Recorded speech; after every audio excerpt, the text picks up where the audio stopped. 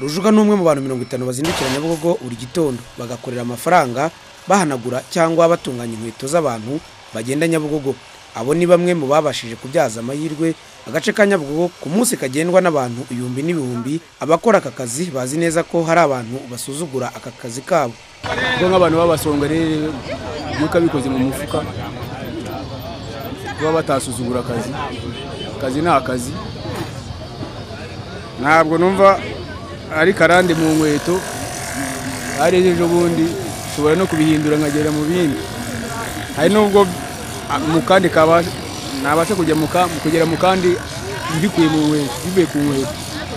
Gupinga akazi rero ntabwo ari ibintu byiza. Nta mafaranga bazi ahoraho buri muntu aba yiteguye gucyura ku munsi kuko hanini biterwa n'abakiriya babonye. Gusa abenshi muri bo bemeza ko bafite ingo kandi bakaba bazitunze kandi ngo n'umukiriya aboneka ari ukumukorera.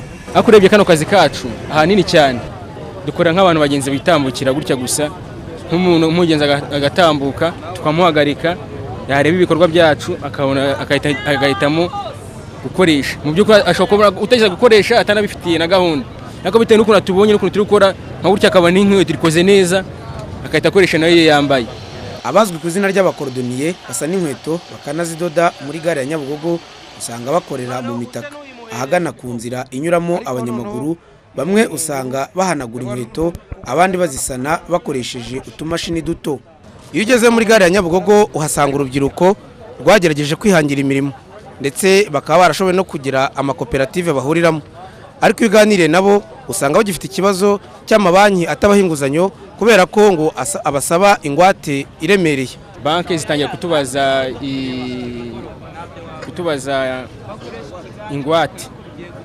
Yatubaza ingwate rero tugasanga ingwate ntayo dufite. Tuhitamo turavuga ati twebwe reka tureke dukoresha amaboko yacu igihe nikigera tukugira cyo kugira ingwate no tuzajya twagana amabanki. Nubwo bahuye n'imbogamizi yo kubura intangiriro ku ngwate mu kubafasha gukorana n'amabanki, babashije gutangiza koperative yitwa Repair and Cleaning Shoes basanga izababera igisubizo gikomeye. None igihe kiza kugira muri byayibe ibyo baca akajagari natwe turimo bahuraga batwirukansa bimeze nabi cyane. Ubwo twaje kwegera ubuyobozi bw'umurenge wa Kimisagara butugira inama yo kuntu twakora koperative.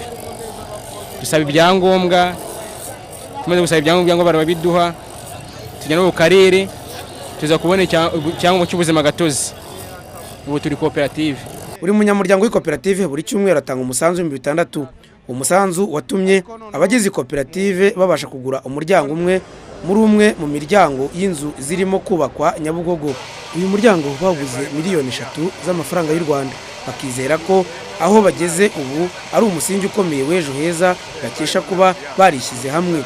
Kalinda, Televiziyo y'u Rwanda.